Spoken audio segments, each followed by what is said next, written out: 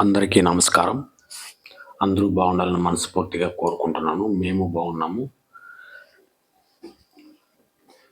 Welcome back our channel. ఈ video నచ్చితే subscribe చేయండి, లైక్ చేయండి, షేర్ చేయండి. సబ్స్క్రైబ్ చేసేటప్పుడు బెల్ ఐకాన్ తప్పనిసరిగా కొట్టుకోండి. నేను చేసే ప్రతి వీడియోలో మీకు నోటిఫికేషన్లో వస్తుంది. ఈ వీడియో వచ్చేసి మునక్కాయల సాంబారు మేము ఏ విధంగా చేస్తామో, మా స్టైల్లో ఏ విధంగా చేస్తామో మీకు చూపిస్తాను. వీడియోకి వెళ్ళిపోదాం. Let's go. మునక్కాయలు అయితే మా వైపుతో కోపిస్తున్నాను. చూసారు కదా, ఒక 6 కాయలు తీసుకున్నాను. మునక్కాయలు చాలా నేతగా ఉన్నాయి. చూడండి ఎట్లా చూస్తూ ఉందో. నాతో కోపిస్తావా అని. ఎవరికి వస్తారు? వాళ్ళ ఆయన వచ్చి వస్తాడా? చెప్పండి. అందుకే కోపిస్తున్నాను. కోయమంటే ఇష్టం ఉండే ఇష్టం లేకుండా నిదానంగా చూడండి, ఎంత నిదానంగా దిగుతుందా పొట్టు. అందుకే నేనే మళ్ళీ తీసుకొని టక్టక్కన కోసాను.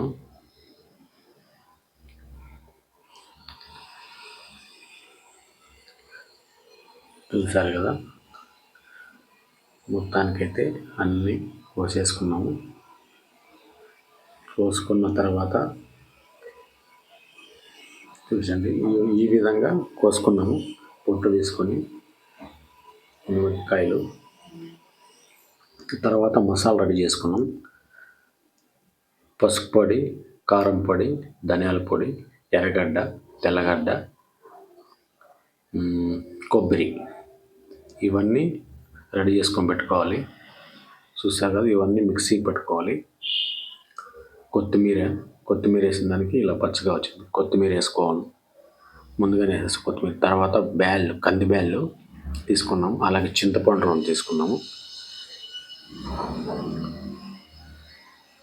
చింతపండు తర్వాత అన్నీ బ్యాళ్ళు కడిగి పెట్టుకొని ఇవన్నీ మసాలాన్ని అందులోకి వేసుకొని కుక్కర్లోకి అన్నీ వేసి పెట్టుకొని కలుపుకోవాలి.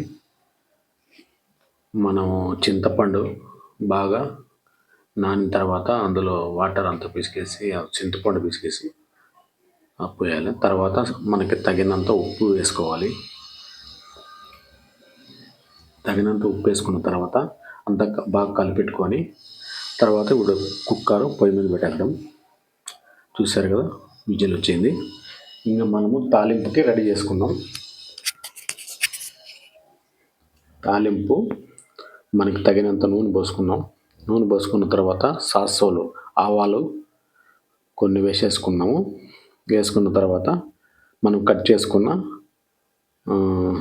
ఎర్రగడ్డలు, కరివేపాకు నూనెలోకి వేసుకొని సరసరనంది. చూశారు కదా, వాటిని రెడ్గా వచ్చేంత వరకు అలా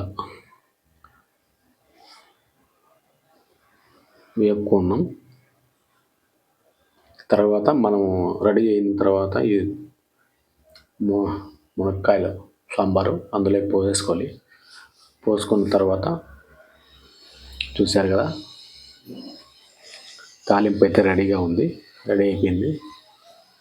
ఇప్పుడు వచ్చేసి ఈ తాలింపు పెట్టుకొని పోయి మనం అన్నింటిలో కలుపుకొని అంతా కలుపుకున్నాం.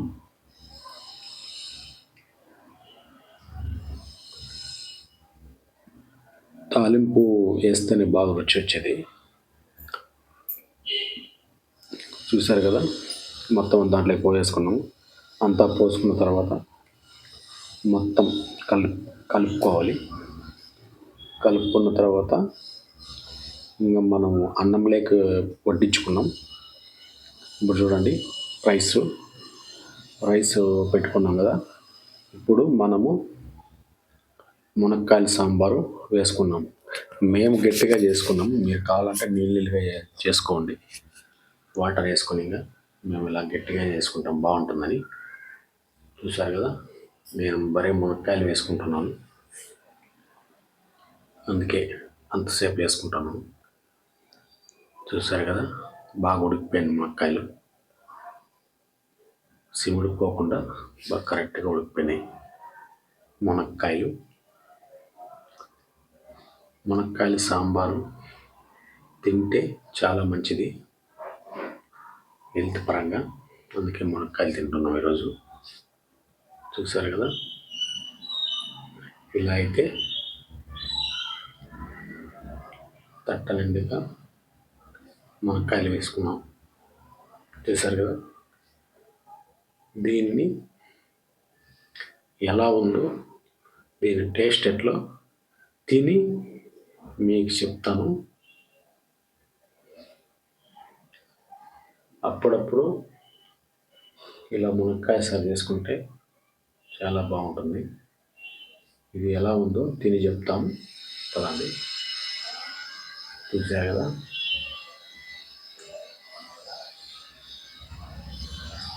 మునక్కాయ సాంబారు ఫస్ట్ కలుపుకొని అన్నం రైస్ కలుపుకొని తిన్నాను. చాలా చాలా బాగుందండి, మామూలుగా లేదు. సూపర్ టేస్ట్, బొమ్మ బ్లాక్ బస్టర్ అట్లుంది.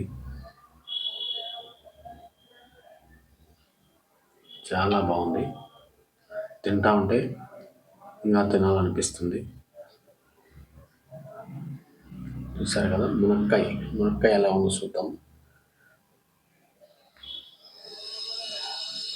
బాబా చాలా బాగుందండి, మామూలుగా లేదు. చాలా చాలా బాగుంది. వేడి వేడి రైసు, మునక్కాయల సాంబారు మామూలుగా లేదు.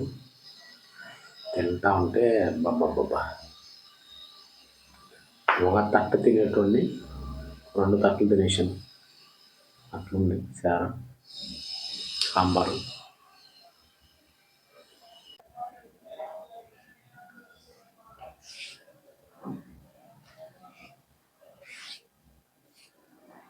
చూసారు కదా, చాలా బాగా ఉంది. మీరు కూడా ఇట్లా ట్రై చేసుకోండి. మునక్కాయల సాంబారు చాలా బాగుంటుంది. నేనైతే ఎక్కువ కారం తిన్ను, మీడియం వేసుకున్నాను. Thank you bus.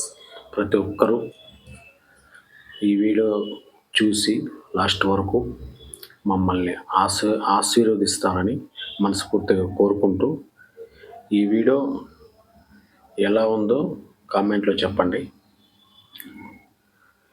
అలాగే వీడియో నచ్చితే సబ్స్క్రైబ్ చేయండి. జై హింద్.